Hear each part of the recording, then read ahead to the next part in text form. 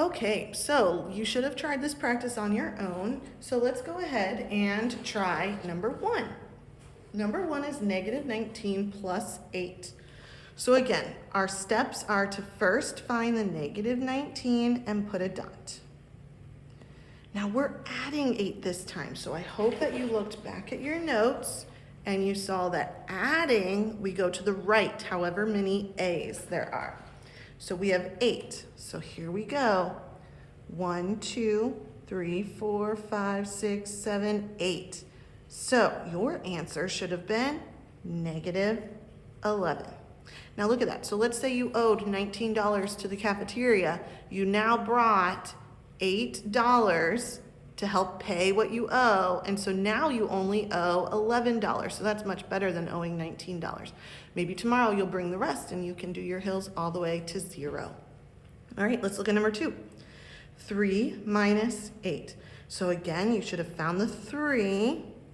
Now don't get confused and put it at negative 3. That's a negative 3, not a positive 3. This is a positive 3. Keep in mind, you've got to look for that or you will get the problem wrong. This is not one of those things where, whoopsies, made a mistake. Nope, you gotta pay attention to what you need to do. So negative 3 and positive 3. Remember, here's 0. Everything this way is positive. Everything to the left is negative, all right? So negative 3 minus 8. So again, for subtraction now, we are going to the left. So let's make our 8 hills.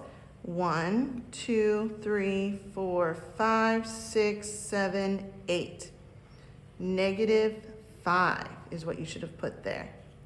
Another thing to keep in mind is that negative 3 and 3 are opposites. Okay, those two numbers are opposite numbers, opposites. Just like negative 2 and positive 2 are opposites. Negative 1 and 1 are opposites, opposite numbers, okay? All right, so number 3, this is the one we talked about where it's a bit tricky. You had a negative, or a minus, a negative 4. When you have a minus, a negative, that means you can turn it and flip it and make it a positive, and that subtraction goes away. So now it reads as negative 6 plus 4 equals. Very strange, I know, but it's a negative with a minus 4. It switches it. It changes it into a plus sign. Okay, so let's find our negative 6 and put our dot.